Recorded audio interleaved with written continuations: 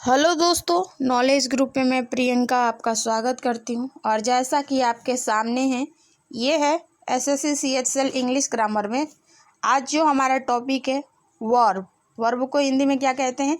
क्रिया। चलिए इसकी इंट्रोडक्शन या परिभाषा की हम बात करें तो दोस्तों होता है verb is a doing work. ठीक है, जो क्रिया का काम करे उसे वर्ब कहते हैं। जैसे एग्जाम्पल के तौर पे हम बात करें तो play, go, sleep, dance dot dot ETC आता है। अब आगे इसी क्रम में हम आपसे बात करें कि there are two type of verb. Verb के दो प्रकार होते हैं। कौन कौन से होते हैं? तो जैसा कि फर्स्ट है फिनिटिव वर्ब। ठीक है, इसके बारे में जान लेते हैं। जैसे कि वे क्रियाएं जो सब्जेक्ट से प्रभावित हो उसे फिनिटिव वर्ब कहते हैं। ठीक है, जैसे राम इट्स, तो राम क्या हो गया? सब्जेक्ट हो गया। और इट्स क्या हो जाएगा आपका? तो वर्ब्स हो जाएगा। ठीक है, तो देखो पहला एग्जांपल अच्छे से समझ में आ गया होगा।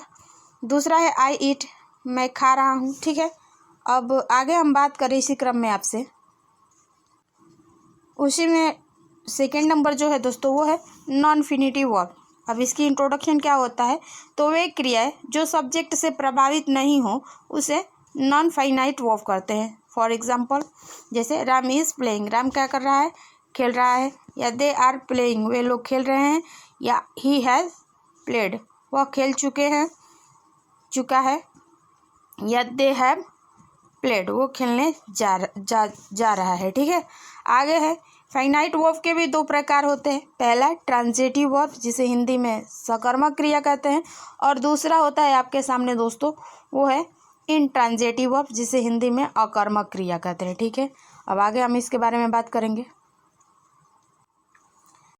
आगे आपके सामने जैसे कि हमने बात की कि इसके दो प्रकार होते हैं। ठीक है, जैसे कि ट्रांजिटिव वर्ब यानी सकर्मक क्रिया, वे क्रियाएं जिनका ऑब्जेक्ट स्वयं की ज़रूरत पड़ती है तो वह ट्रांजिटिव वर्ब कहलाती है। जैसे एग्जांपल है आपके सामने दोस्तों कि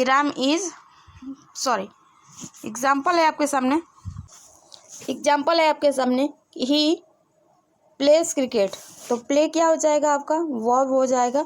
और क्रिकेट क्या हो जाएगा आपका दोस्तों? तो ऑब्जेक्ट हो जाएगा। ठीक है, ऐसा ही एग्जांपल है कि Sita killed a snake, Sita ने एक सांप को मार चुकी है। ठीक है, आगे है आपके सामने दोस्तों वो है इंट्रांजिटिव वर्ब।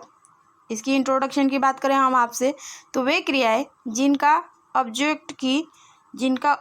ऑब्जेक्ट की ज़रूरत नहीं पड़ती वह इंट्रांजिटिव कहलाता है। जैसे सी स्लिप्स, वह सो गई है। या सीता लाफ, सीता हंस रही है। मीरा वाल्क, मीरा जो है टहल रही है। ठीक है, यहाँ तक आपको चीज़ें अच्छे से समझ में आ गया होगा। तो अब आगे हम इसमें आपसे बात करें,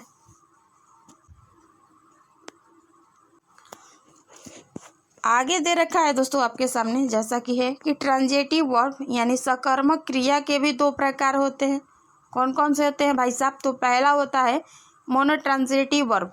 अब इसकी परिभाषा की बात करें हम आपसे तो वे सकर्मक क्रियाएं जो सिर्फ एक ही ऑब्जेक्ट लेती हैं। ठीक है, और दूसरा है डिस्ट्रांजिटिव वर्ब यानी वे समकर्मक क्रियाएं जो ऑब्जेक्ट लेती है, यानी कई बार इसमें ऑब्जेक्ट आ सकता है। ठीक है, अब इस चीज़ को एग्जाम्पल के माध्यम से समझेंगे। ठीक है, जैसे कि दिया है कि ही विल किल यू। ठीक है, तो यहाँ पे जो है दोस्तों क्या है? यू जो है दोस्तों आपका ऑब्जेक्ट है। ठीक है, तो यहाँ पे है दोस्तों मतलब वो तुम्हें मार चुका होगा। ठीक है, अगला है कि he will give U a book. ठीक है, यहाँ पे जो है दोस्तों ऑब्जेक्ट का जो है दो बार प्रयोग किया गया है। एक तो यू होगा और दूसरा आपका ए बुक हो जाएगा। ठीक है, अगला एग्जांपल है आपके सामने कि Sita will send a letter. ठीक है, तो यहाँ पे जो है एक ऑब्जेक्ट का प्रयोग किया गया है। ए लेटर आपका एक ऑब्जेक्ट हो जाएगा। ऐसे इसमें दूसरा एग्जांपल है कि Sita has brought me a glass of water. ठीक है, यहाँ पे जो है दोस्तों एक बार तो ऑब्जेक्ट का जो है मी रोल कर रहा है और दूसरा जो ऑब्जेक्ट की बात करें एक ग्लास ऑफ वाटर हो जाएगा। ठीक है, तीसरा एग्जांपल है कि he will by me a book. ठीक है, तो देखो यहाँ पे भी मी है एक बार ऑब्जेक्ट और दूसरा हो जाएगा एक आपके सामने ऑब्जेक्ट के रूप में वो हो जाएगा आपका बुक। ठीक है, अगला एग्जाम्पल है आपके सामने कि Sita has bot me a book. देखो यहाँ पे भी जो है दोस्तों 2 बार ऑब्जेक्ट, एक बार जो है मी हो जाएगा, दूसरा हो जाएगा बुक। ठीक है, यहाँ तक कहानी आपको अच्छे से समझ में आ गया होगा। आगे हम आपसे बात करें, आगे आपके सामने दोस्तों नोट है। नोट क्या कह रहा है?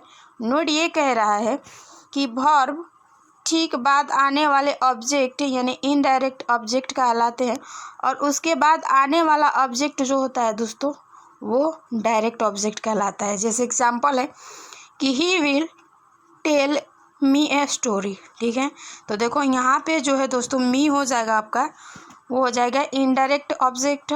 ठीक है, और स्टोरी आपका हो जाएगा डायरेक्ट ऑब्जेक्ट। ठीक है, ऐसे ही दूसरा एग्जांपल है कि she will give him a bike. ठीक है, तो यहाँ पे जो है इनडायरेक्ट जो हो जाएगा आपका हिम हो जाएगा, और डायरेक्ट की बात करें हम आपसे तो वो आपका बाइक हो जाएगा। आगे है कि डायरेक्ट ऑब्जेक्ट और इनडायरेक्ट ऑब्जेक्ट स्थान को बदला भी जा सकता है, लेकिन आवश्यकता अनुसार टू या फॉर का प्रयोग करते हैं। ठीक है, देखते हैं टू और फॉर का कहाँ कहाँ यूज़ है और किस सेंस में यूज़ है। जैसे कि एग्जांपल है कि he will tell you a story. ठीक है, तो देखो यहाँ पे जो है दोस्तों आपका यूज़ हुआ है ना। अगला एग्जांपल है she will tell a story of me. ठीक है, तो देखो यहाँ पर जो है दोस्तों यहाँ पे भी ऑब्जेक्ट का प्रयोग हुआ है, वहाँ वो जो है डायरेक्ट ऑब्जेक्ट के रूप में हो रहा है और इनडायरेक्ट दोनों के रूप में। ठीक है, आगे है कि she will bring me a glass of water, या अगला एग्जांपल है कि Sita will bring a glass of water. ठीक है, अगला एग्जांपल है he send me some books, वो मुझे जो है कुछ बुक जो है भेजेगा। ठीक है, या अगला है he send some books to me. ठीक है, तो यहाँ पर 2 बार ऑब्जेक्ट का प्रयोग हो रहा है, एक बुक हो जा रहा है, एक आगे मी है। ठीक है, आगे दिया है कि कुछ क्रिया ऐसी हैं जो ट्रांजेटिव और इनट्रांजेटिव दोनों का अर्थ देती है। जैसे कि वर्ड है फ्लाई। फ्लाई का मतलब होता है उड़ना या उड़ाना। For example an airplane is flying. ठीक है, हवाई जहाज जो होता है दोस्तों वो क्या करता है, आकाश में उड़ता है। ठीक है, तो यहाँ पे जो है एरोप्लेन जो होगा दोस्तों वो इनट्रांजिटिव हो जाएगा। ठीक है, अगला एग्जांपल है कि I can flying an aeroplane. ठीक है, यहाँ तक चीज़ें आपको अच्छे से समझ में आ चुका होगा। तो इसी क्रम में हम आगे आपसे बात करें, आगे वर्ड है दोस्तों आपके सामने जैसे कि वॉक। वॉक का मतलब होता है टहलना या टहलाना। फॉर एग्जाम्पल कि I walk in the morning, तो यहाँ पे वॉक जो है दोस्तों वो हो जाएगा इनट्रांजिटिव। ठीक है, या आगे एग्जाम्पल दिया है दूसरा कि I walk my dog in the morning, मेरा कुत्ता जो है सुबह में टहलता है। ठीक है, आगे है कॉग्निटिव ऑब्जेक्ट। कभी कभी इनट्रांजिटिव वर्ब के बाद ऐसे ऑब्जेक्ट का प्रयोग होता है जो वर्ब के समान होते हैं, और ऐसे ऑब्जेक्ट को कॉग्निटिव ऑब्जेक्ट कहते हैं। ठीक है, जैसे कि एग्जांपल है आपके सामने कि he is living a luxurious life. ठीक है, तो यहाँ पे लिविंग हो जाएगा। ठीक है, आगे है कि ही डेड ए गुड डेथ, तो यहाँ पे बात करें हम दोस्तों आपसे। ठीक है, तो ऑब्जेक्ट का जो अदा कर रहा है दोस्तों वो डेड हो जाएगा। ठीक है, अगला एग्जांपल है ही फाउट अ गुड फाइट। ठीक है, अगला एग्जांपल है कि ही सिंगिंग स्वीट सॉन्ग, मतलब वो जो है मीठा गाना गा रहा है। ठीक, गा रहा है। तो इसमें जो हम बात करें दोस्तों आपसे तो वो सिंगिंग हो जाएगा। ठीक है, यहाँ तक चीज़ें आपको अच्छे से समझ में आ गया होगा। अब आगे हम आपसे बात करें, आगे दे रखा है इन्होंने दोस्तों कि वर्ब को 2 भागों में डिवाइड कर रखा है। ठीक है, अब पहले जो है दोस्तों आपके सामने है मेन वर्ब, जिसके अंदर हमने पढ़ा है ट्रांजिटिव वर्ब और इनट्रांजिटिव वर्ब, और दूसरा है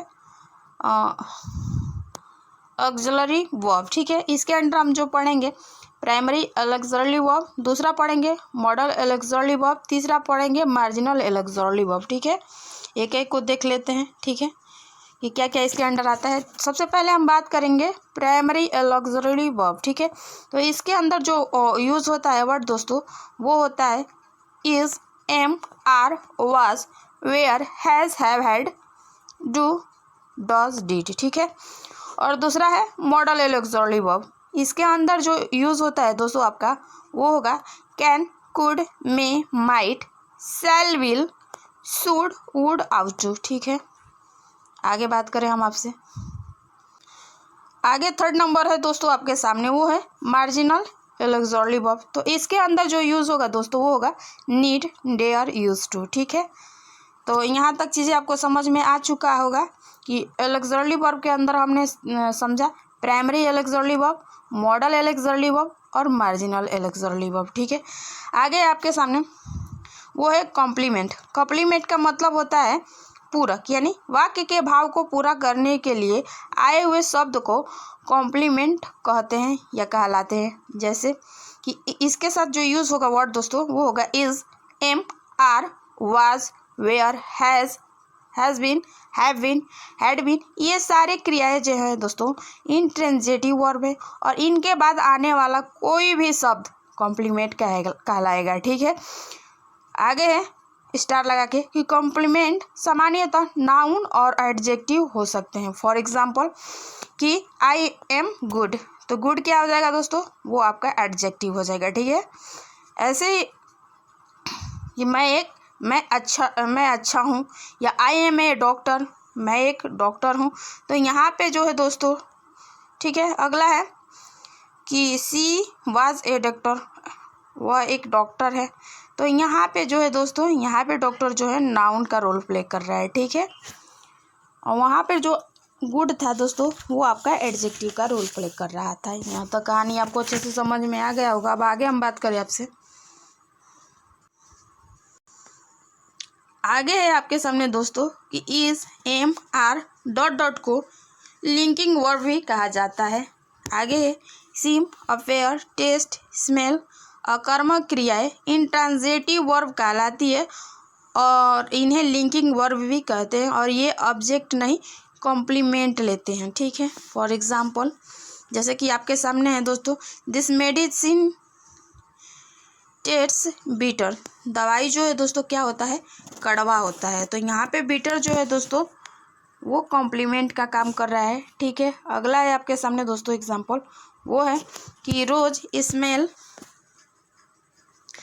स्वीट। ठीक है, तो गुलाब जो होता है दोस्तों उसका स्वाद उनका जो महक होती है कैसा होता है, मीठा होता है। आगे एग्जांपल है आपके सामने दोस्तों कि this book a book of no use. ठीक है, यह जो किताब है बहुत बेकार है। ठीक है,